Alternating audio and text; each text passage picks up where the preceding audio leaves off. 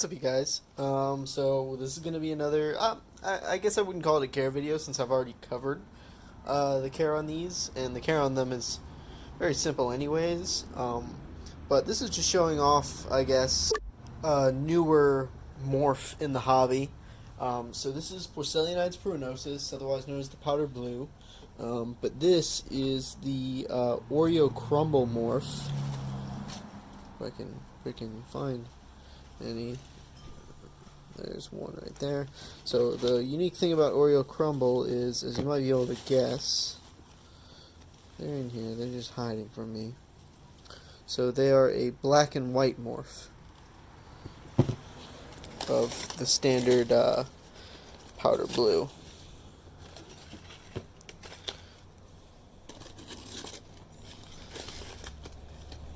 There's a bunch in here. They're just making it hard for me to find them.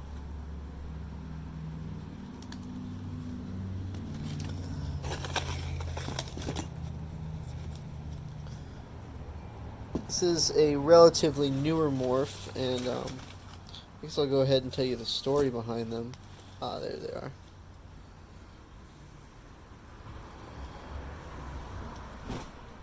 But they have varying amounts of white and black, almost kind of like Dairy Cow or Dalmatian. But of course they've got, that powdery quality to them that powder blues are known for.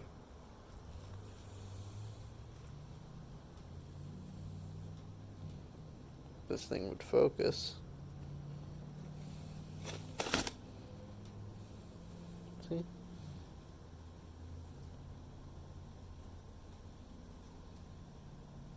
Come on. Gonna focus? Maybe.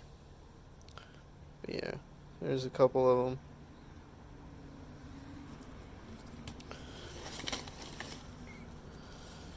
I have a few dozen of them in here. Maybe approaching 100 or 150. Lots of little babies in here right now.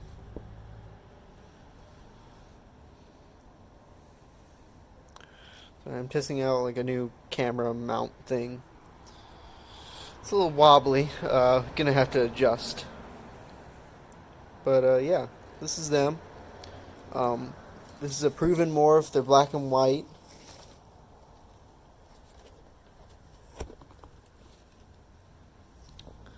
Let's see if I can find a bigger stash of them in the middle, because I know there's a decent amount in here.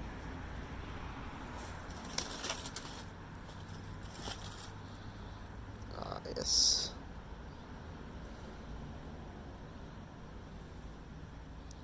And I just fed them some squash, so a few of them have a little bit of an orange tint to them, but that's just because of the squash. I'm actually thinking about taking a few of them and crossing them to powder orange to see what we can figure out. As I'm sure some of you know, with some Isopod morphs, it's not really possible to cross them, like with Lavis Orange and Dairy Cow. Every once in a while you see people trying to make an orange Dairy Cow or something like that by putting the two together. Unfortunately, it doesn't really work that way.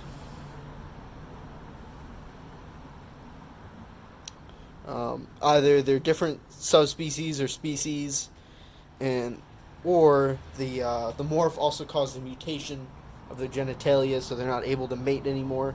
Because that's pretty much the deciding factor for most of your isopods and crustaceans in general. Their reproductive organs are somewhat unique.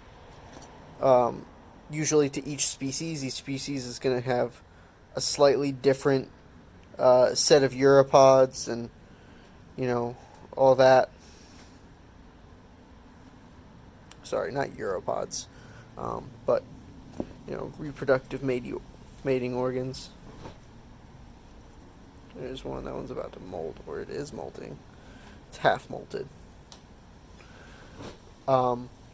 But these guys, so I started out, I think I got a dozen of them to start out, and they've been doing okay so far. They haven't really exploded or anything. So like the first generation has grown up, and they're probably gonna have to start having babies pretty soon, and that's when I'll get my explosion. But for right now, I have a decent amount in here. But um, as I'm sure some of you who keep powder orange or powder blue know, they breed ridiculously quickly. So I guess I'll tell you about the origin of these guys. So they come from Florida. Um, this guy I know, James. James is a really cool dude. We've done a good amount of business together in the past, either trades or I bought things from him that I thought were cool. He has some cool stuff down there. But apparently, from what he tells me, the story of these is that he and his daughter were out for a walk, and she spotted one of these guys just kind of chilling, hanging out. And I forget if he found more or if he just took some regular powder blues and crossed them, and then crossed those offspring. But anyways, he isolated them from the individual or individuals that his daughter found, and it turned out to prove out, which is pretty damn cool, you know. I mean, every once in a while you get one that's all darker or a little bit more on the lighter side, but I have yet to see one that's completely one color or the other. So I think this more than justifies calling them a proven morph. Um, yeah. So very very cool. Oh, and he actually asked his daughter what she wanted to name them, and she said Oreo Crumbles. And so, like it or hate it, they are Oreo Crumbles. Personally, I think the name's really cute. But some other people think it's too long or a little bit, much. But I mean, a kid named it, and it's cute. Don't hate. When you find an Isopod morph, you can freaking name it, whatever you want. But I think they are really cool. Their price is not that high for a new morph of an Isopod.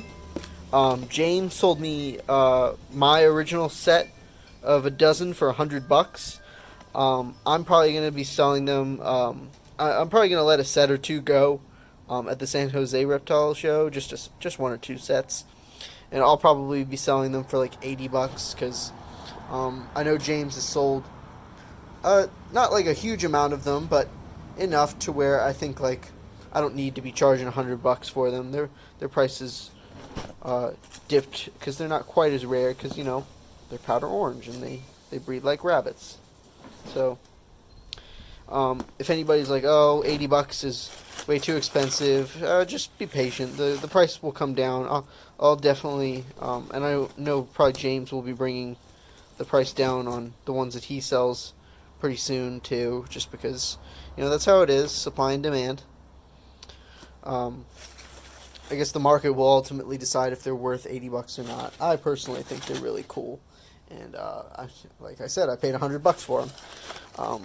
But yeah, very nice pods.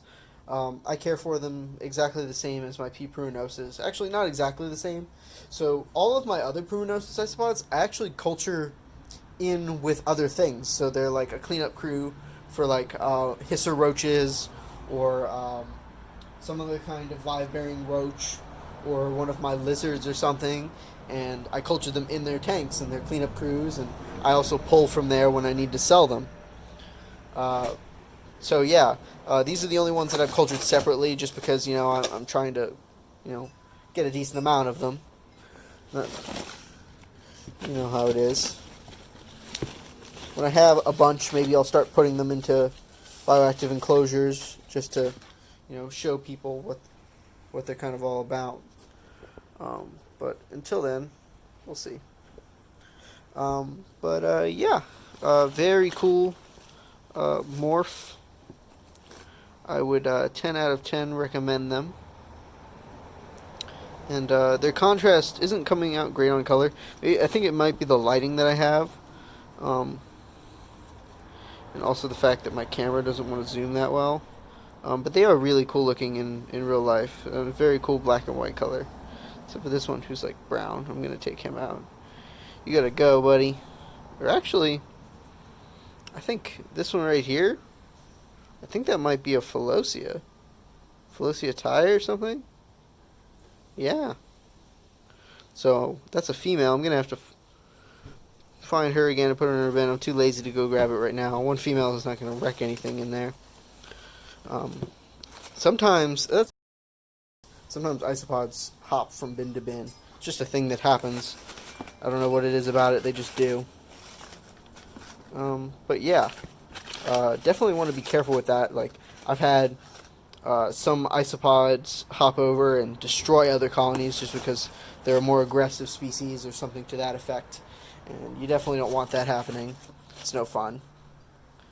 But yeah, if you have any questions about these, unfortunately, I can't let that many go. If you want to ask for me to sell some, I'll be offering probably 2 or 3 sets at the San Jose Reptile Show. If none of them go there, then I'll offer them for sale. I'll let some people have some, or I might auction them off. We'll see. But yeah, thanks to James Parks for making this morph and selling it to me. They're really cool.